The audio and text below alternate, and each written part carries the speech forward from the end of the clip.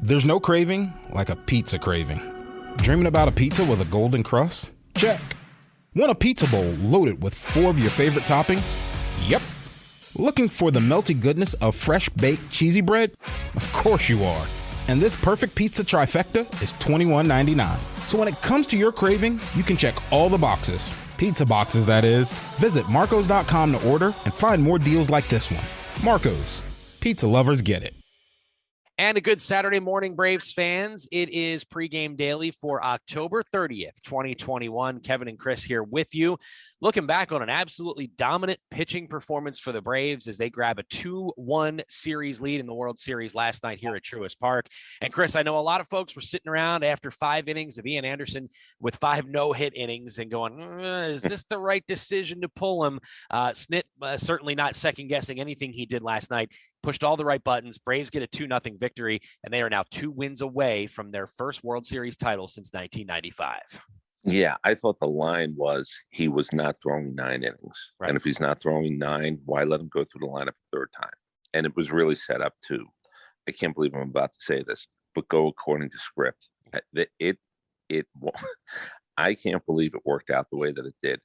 This guy to this guy to this guy to this guy. 5 pitchers, a blue pit, then another one obviously later in the game. But the idea that they had it scripted, which I just don't think exists very often in baseball right now, especially in the postseason, it worked out incredibly well. I mean, not only the win, but it worked out where everybody was pretty much clean, and everybody now is set to go again today because they didn't have to overextend. It wasn't a high pitch count. I think maybe 15 was the most one of those 4 guys threw at the back end of that baseball game. So yeah, really incredible win. Great to get an insurance run. I think there was an uneasiness, but I thought there was an excitement until the base hit, obviously. And then it was, okay, now that that thing is done, now that that ball dropped, let's just find a way to win the baseball game. Well, for anybody second guessing it, when I looked at these splits, second time through the lineup for Ian Anderson, hitting opponents are hitting 175. That jumps to 255 third time through. So you're right. It was basically scripted where he was going to see him twice. He wasn't going to go through that lineup the third time.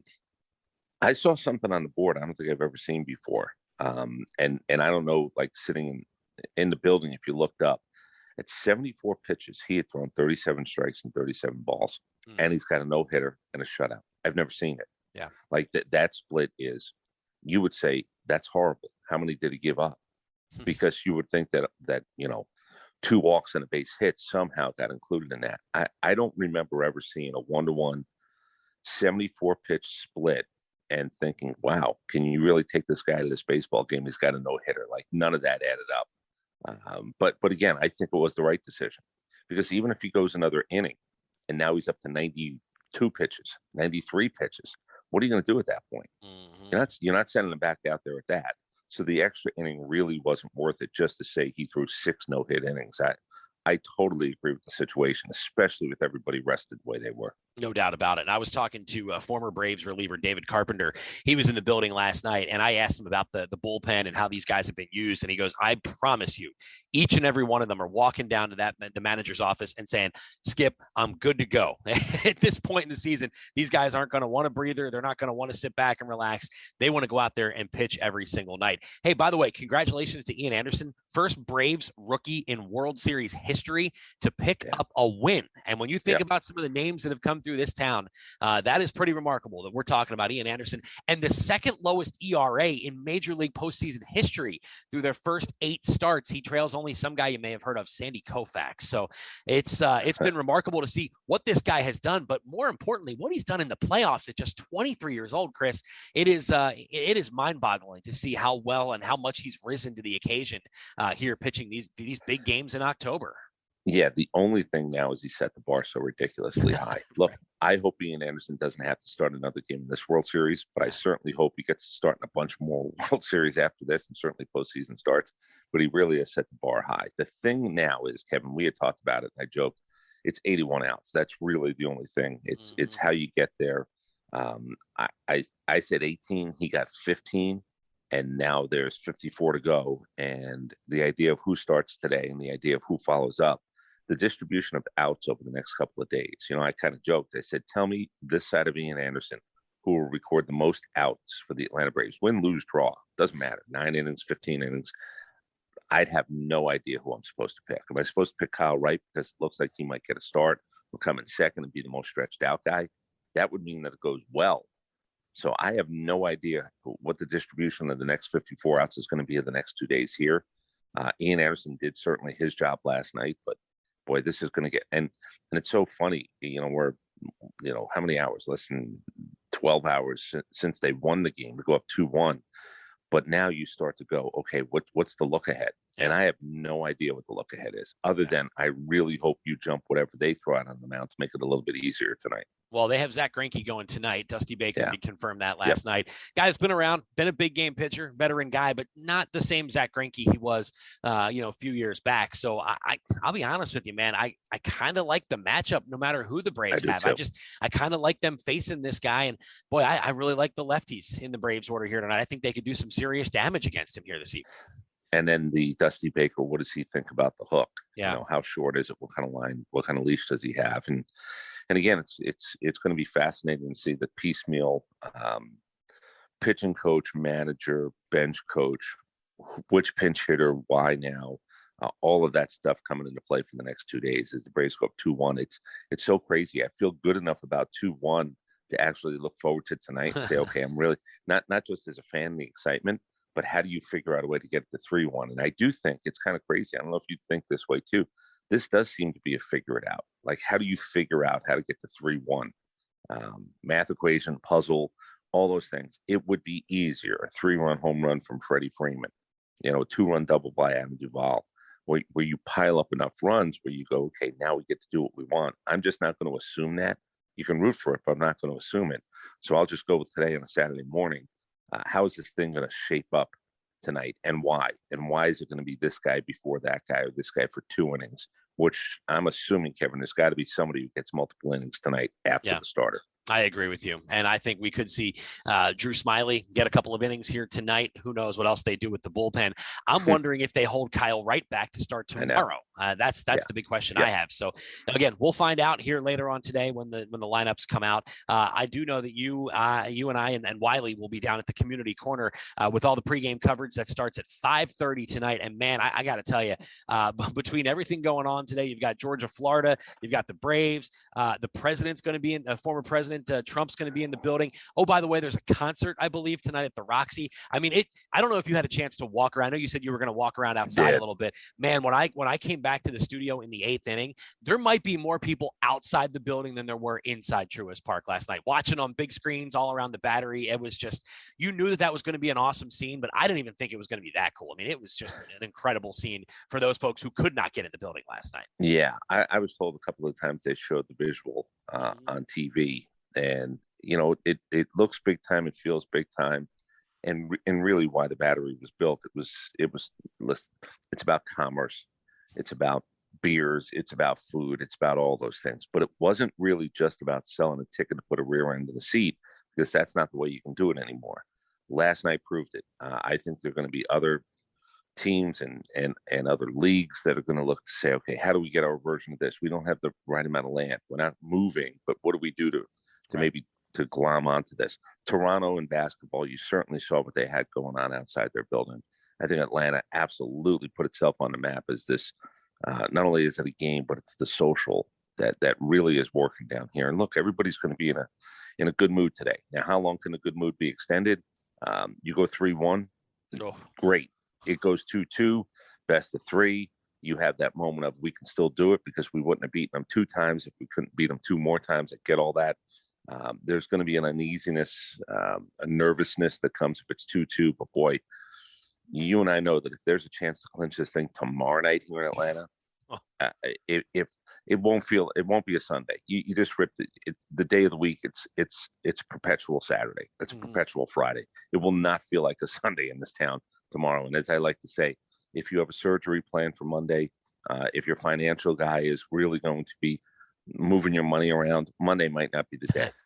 Seriously, if you have anything that needs somebody to be coherent on Monday morning, it might not be the day to have any of that stuff done. No, you're right about that. Hey, real quick, all we got to do is play 500 ball and you win a World Series. It's just that easy. It's simple math. Got to tell you this real quick. I put this on social media last night. You're a dad. You've got 2 kids. You'll appreciate this. All the dads out there, I think, will enjoy this as well. My son, Max, sleeps with my wife in my bed on these late nights, and then I move him into his room when I get home. And most times he doesn't even wake up. I just put him down. I walk out of the room, and next thing I see him is in the morning.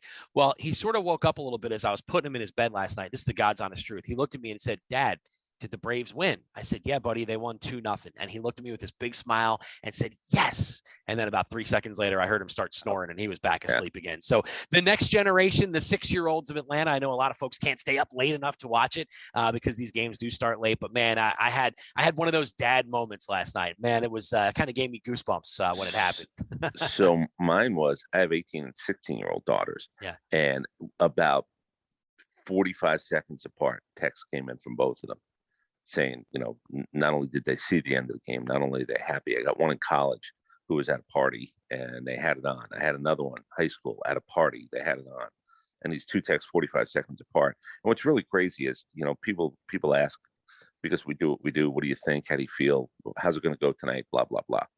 What your kids kind of know, and maybe some of your friends know, or the people who sort of maybe are in the industry, they kind of like, hey man, it sounds a little corny, but they go, hey, I'm happy for you. I know you've been doing this a long time. I'm sure this feels really good. And I know, whether it's coaches, players, or whatever. But for my daughters, it was a very quick, hey dad, I can't believe this. This is so great. This is so great. I'm sure you had a great night. It was like sort of that kind of message where they know that it means a little bit more because maybe you have a little bit more of an emotional investment. Not even a work environment investment, because that's obvious. We do this for a living, but a little bit more of an emotional investment. So mine was 16 and 18-year-olds who really, really don't send me texts very often, other than needing some money. Send money, right? yeah. I get that text. Yeah. But this was literally 45 seconds apart. So, awesome. And that was as I was. How about this? That says I'm waiting for Ian Anderson on the field last night. So so it was a quick look down. I was like, okay, I'm waiting for. But it was really interesting to know that 16 and 18, baseball matters to them, and it matters to a 6-year-old, and it matters to the people who are going to, God willing, if the Braves do this, they've already had at a uniform day, put on your Brave stuff.